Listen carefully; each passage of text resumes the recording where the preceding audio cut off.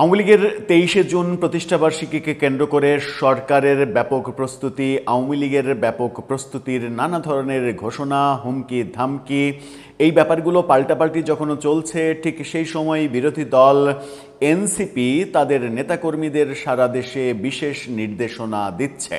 কি সেই নির্দেশনা? আওয়ামী লীগের কর্মসূচিতে এনসিপি নেতা জুলাই যোদ্ধাদের টার্গেট করা হতে পারে এরকম পুলিশের গোপন প্রতিবেদন যখন আমরা দেখছি, তখন এনসিপি তার নেতাকর্মীদের নির্দেশনা দিচ্ছে। সেটা কি সাবধানে থাকার নির্দেশনা নাকি আওয়ামী লীগ নির্মূল করার নির্দেশনা? অন্যদিকে 11 দল বিশেষ কার্যক্রম হাতে নিয়েছে। সরকার যখন ব্যাপক কর্মসূচি হাতে নিচ্ছে, তখন বিরোধী দলও কর্মসূচি নিয়ে মাঠে থাকার ঘোষণা দিচ্ছে। সরকারের কর্মসূচি আইন শৃঙ্খলা রক্ষাকারী বাহিনী দিয়ে, কিন্তু বিরোধী দল জামাত এনসিপি যদি মাঠে থাকে, আওয়ামী লীগও যদি মাঠে নামে, তাহলে মাঠের পরিস্থিতি কোন দিকে যাবে? এই যে দ্বিপাক্ষিক সংঘর্ষ শুরু হওয়ার প্রেক্ষাপট তৈরি, এটার পরিস্থিতিতে আইন শৃঙ্খলা রক্ষাকারী বাহিনীকে কি অনেক বেশি হিমশিম খেতে হবে এই পরিস্থিতি নিয়ন্ত্রণ করতে? এটা কি সঠিক সিদ্ধান্ত? অবশ্য একদিক থেকে হয়তো সঠিক সিদ্ধান্তই যে রাজনৈতিক কর্মকাণ্ডকে রাজনীতি দিয়ে মোকাবেলা, কিন্তু সেটা রাজনীতি দিয়ে মোকাবেলা হবে নাকি মোকাবেলা করতে গিয়ে দুই দলের দুই পক্ষের একটা অরাজক পরিস্থিতি আমরা দেখব? কি হতে চলেছে মাঠে? কেমন প্রস্তুতি সরকারের, কেমন প্রস্তুতি এনসিপির, জামাতের, 11 দলের? চলুন একটু জেনে দেখি এই ভিডিওতে। থাকবেন পলিটিক্স টিভির নিয়মিত আয়োজনে।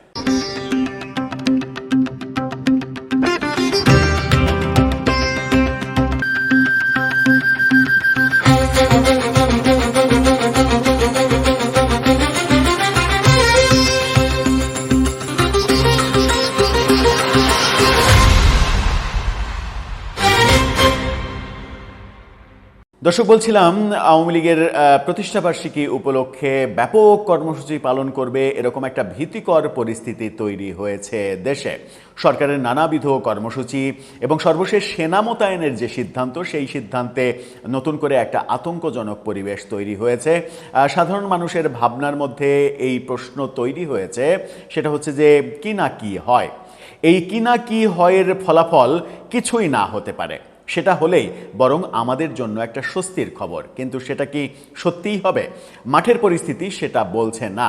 এনসিপি তাদের এই কালবেলার এই ফটোকার্ডটা দেখে নিন। তারা বলছে সারা দেশে এনসিপির নেতাকর্মীদের জরুরি নির্দেশনা।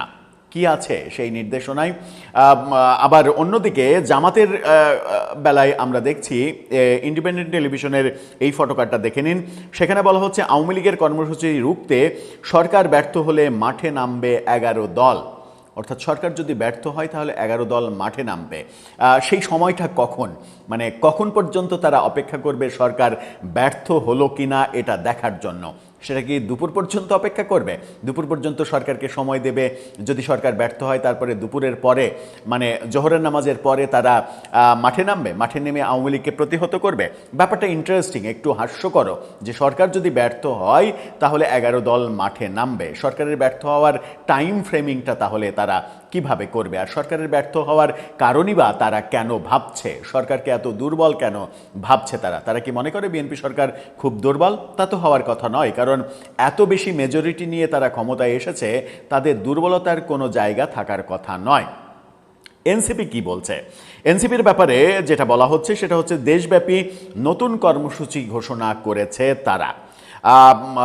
মঙ্গলবার 23 জুন দেশের সব জেলা এবং মহানগর শাখাকে বিক্ষোভ সমাবেশ করার নির্দেশ দিয়েছে দলটি।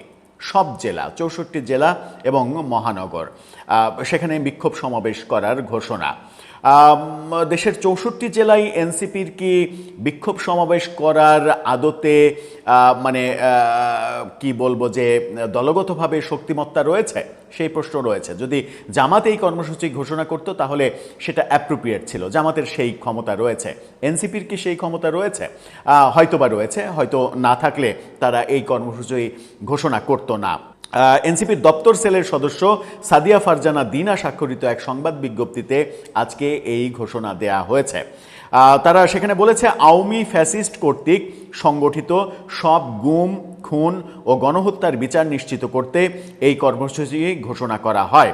কেন্দ্রীয় কর্মসূচির অংশ হিসেবে মঙ্গলবার বিকাল 5টায় সব জেলা ও মহানগরে নেতাকর্মীদের বিক্ষোভ সমাবেশ করার নির্দেশ দেওয়া হয়েছে। বিকালে আওয়ামী লীগ সাধারণত এই গত 2 বছরে যত ঝটিকা মিছিল করেছে সেগুলোর 80-90%ই সকালে করেছে, খুব সকালে করেছে, ভোরবেলা কেবল সূর্য উঠেছে এরকম টাইমে করেছে। কিছু বিচ্ছিন্ন ঘটনা হয়তো জুমার নামাজের আগে পরে এবং 2-1টা ঘটনা রাতে ঘটেছে, কিন্তু 80%-এরও বেশি ঘটনা কিন্তু সকালে ঘটিয়েছে তারা।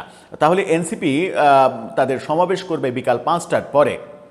তার মানে আওয়ামী লীগ কর্মসূচি পালন করে যখন ঘরে ফিরে যাবে তখন ওই কর্মসূচির একটা ডেটা সংগ্রহ করে সেই ডেটা নিয়ে তারা যেন সমাবেশে কথা বলতে পারে, সেটাই তাদের কৌশল হতে পারে। বিকেল 5টায় সব জেলা মহানগরে বিক্ষোভ সমাবেশ করার নির্দেশ দেওয়া হয়েছে। 23 জুন আওয়ামী লীগের প্রতিষ্ঠাবার্ষিকীকে কেন্দ্র করে রাজধানীর আইনশৃঙ্খলা পরিস্থিতি স্বাভাবিক রাখতে কঠোর নিরাপত্তা ব্যবস্থা এদিকে গ্রহণ করেছে ঢাকা মেট্রোপলিটন পুলিশ। আমরা জানি 18,000 সদস্য নিযুক্ত করেছে তারা। সেনাবাহিনী নিয়োগ দেওয়া হয়েছে, 6 জেলায় সেনাবাহিনী থাকবে। প্রয়োজন হলে হয়তো বিজিবিকেও ডাকা হতে পারে, র্যাব তো থাকবেই, পুলিশ থাকলে র্যাব থাকবে, এটাই স্বাভাবিক। এই ব্যাপক প্রস্তুতির মাঝে এনসিপি বিকেলে সমাবেশ করবে, কালকে বিকেলে সমাবেশ করবে। তার মানে হচ্ছে যে তারা একটা সেফ সাইডে থাকছে। সাধারণত সারা দিনের ঘটে যাওয়া ঘটনাগুলো যদি আওয়ামী লীগ এত নিরাপত্তা ব্যবস্থার মাঝেও কোনো ধরনের অ্যাগ্রেসিভ কর্মকাণ্ড করতে সাহস করে তাহলে সেই ঘটনাগুলো ঘটে যাবে, বিকালে তারা আরামে কর্মসূচি পালন করবে। এর আগে পুলিশের যে গোপন গোয়েন্দা রিপোর্ট, সেই রিপোর্ট আমরা গণমাধ্যমে দেখেছিলাম যে সেখানে পুলিশ তাদের বিভিন্ন ইউনিটকে এই বলে সতর্ক করছে যে আওয়ামী লীগ 23 জুনকে কেন্দ্র করে তাদের কর্মসূচি যেগুলো পালন করবে সেই কার্যক্রমে তারা এনসিপি নেতা, জুলাই যোদ্ধা তাদেরকে টার্গেট করতে পারে, তারা আক্রমণের শিকার হতে পারে। বিএনপির নেতাকর্মীরা আক্রমণের শিকার হবে কিংবা তাদেরকে টার্গেট করবে এরকম কোনো পুলিশি প্রতিবেদন আমরা দেখিনি। যখন এনসিপি এবং জুলাই যোদ্ধারাই টার্গেট হবে বলে পুলিশ ধারণা করছে তখন এনসিপি মাঠে নামছে, কিন্তু সেই মাঠেটা বিকেলবেলা যখন আওয়ামী লীগের কর্মসূচি কিংবা সারাদিনের পুলিশের সঙ্গে তাদের নানা ধরনের ঘটনা যদি ঘটার সম্ভাবনা আমার মনে হচ্ছে গত 2 বছরের বাস্তবতা পর্যালোচনা করে সেটা খুবই কম। কারণ এই মুহূর্তে আওয়ামী লীগ যদি পুলিশের সঙ্গে সংঘর্ষে লিপ্ত হয় তাহলে তাদের সবথেকে বড় ক্ষতি যেটা হবে সেটা হচ্ছে গত 2 বছর ধরে তারা জুলাই আন্দোলন কেন্দ্রিক পুলিশ নির্যাতন কিংবা পুলিশ হত্যাকাণ্ড, পুলিশের ওপরে নিপীড়ন, এই বিষয়ে এত কথা বলেছে তারা, এবং জুলাই আন্দোলনকারীদের এই ব্যাপারে তারা দোষারোপ করেছে। এবং কখনো কখনো তো ঠিকই হয় আন্দোলনকারীরা অথবা তার মধ্যে ঢুকে পড়া তৃতীয় পক্ষ পুলিশের ওপরে নানা ধরনের আক্রমণ করেছে, পুলিশ মেরেছে। এই ঘটনাগুলো তারা ক্যাশ করতে চেয়েছে, কিন্তু আওয়ামী লীগের মানে একটা বড় ক্যাশ ছিল এই ঘটনাটা, কিন্তু সেই ক্যাশটা, সেই পুঁজিটা হাতছাড়া হয়ে যাবে তারা নিজেরাই যদি পুলিশের সঙ্গে কিংবা আইনশৃঙ্খলা রক্ষাকারী বাহিনীর সঙ্গে কোনো ধরনের কোনো বাজে সিচুয়েশনে মুখোমুখি হয়ে যায় কিংবা তাদের দ্বারা কোনো ধরনের কোনো অ্যাক্সিডেন্ট ঘটে। সেই ক্ষেত্রে সবথেকে বড় ক্ষতিটা তাদেরই হবে।